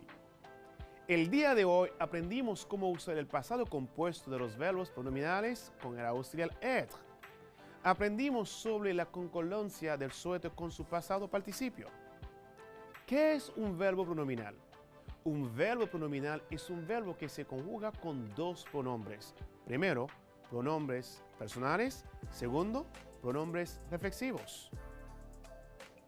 Je, me, tu, te, il, elle, se, nous, nous, vous, il, elle, se. Queridos estudiantes, espero que hayan disfrutado la clase de hoy y que puedan también usar perfectamente el pasado compuesto. Ahora es su turno de poner en práctica lo aprendido en casa con sus familiares o amigos. Como dice Bill Cosby, para tener éxito, tus deseos de triunfar deberían ser más grandes que tu miedo de fracasar. Con esta frase se despide su profesor de francés, Ellos son la jeunesse. Y recuerdan que la salud es lo primero. Por eso aprendemos en casa preservando la salud. A la próxima.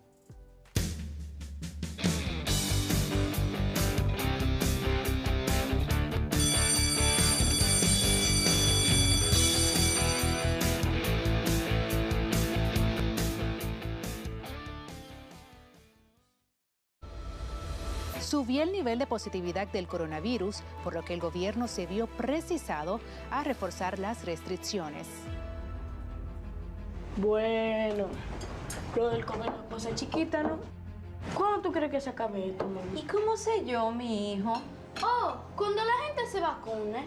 A propósito, papi, ¿tú te vacunaste? No, todavía. ¿Y tú, mami?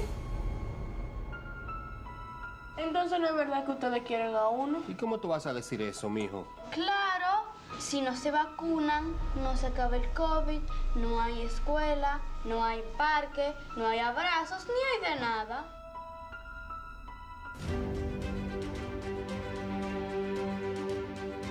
Nos vacunamos por mi familia y por nosotros mismos.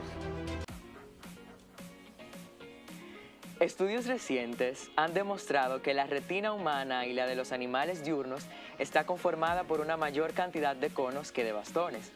Algunos poseen los llamados conos dobles, que les permite ver más colores, como sucede en las lagartijas.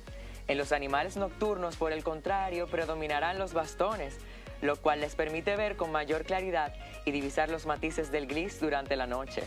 Pero en sentido general, perciben muy pocos colores. Pero, ¿qué color perciben los animales?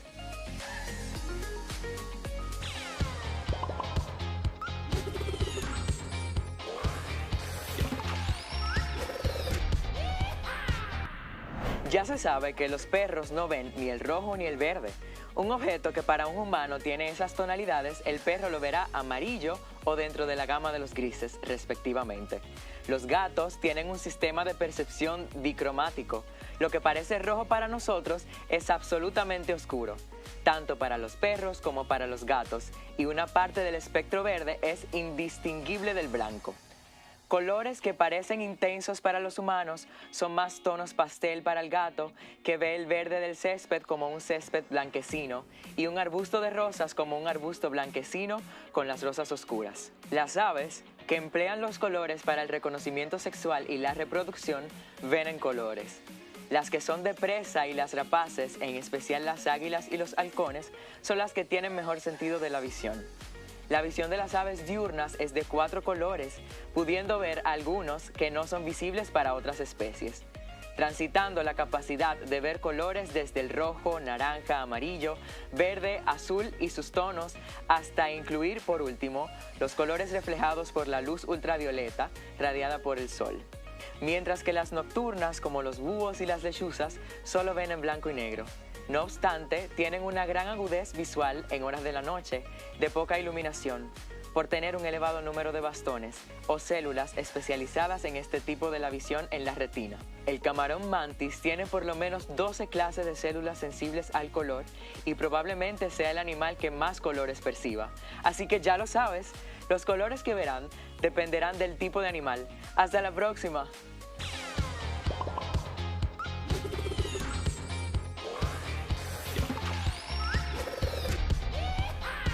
Si necesitas ayuda para resolver tus dudas o quieres volver a ver algún contenido, contáctanos al correo electrónico info@miner.gov.do, nuestra página web ministeriodeeducacion.gov.do, nuestro Facebook Ministerio de Educación RD, Twitter Educación RD, Instagram Educación RD, YouTube Ministerio de Educación, y también puedes contactarnos al teléfono 809-688-9700.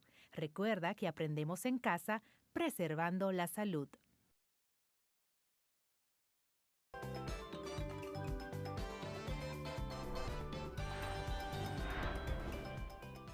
Vamos a hacer unas deliciosas sardinas mezcladas con pastas. Ponemos aquí un poquito de aceite, ajo, cebolla, por supuesto, un tilín de sal, y de este lado ya yo tengo las pastas listas. Y recuerde que las porciones correctas para la completa nutrición de nuestros hijos es 2 onzas de proteínas y 4 onzas de carbohidratos.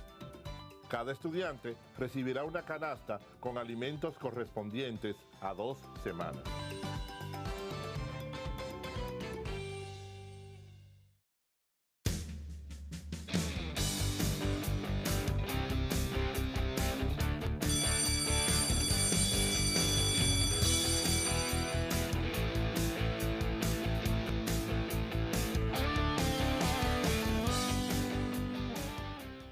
Hemos llegado al final del repaso del día de hoy, en el que reforzaron sus conocimientos sobre los cuerpos geométricos, su área y volumen, la historia de la civilización y el origen de las especies, y sobre el pasado compuesto en francés.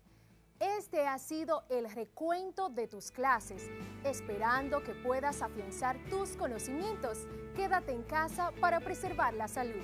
Hasta la próxima. Bye, bye.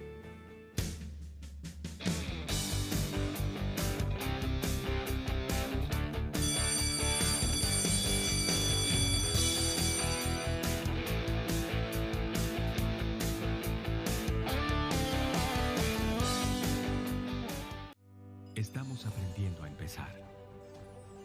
Aunque sabemos tantas cosas, aprendemos a empezar. A enseñar, a cambiar.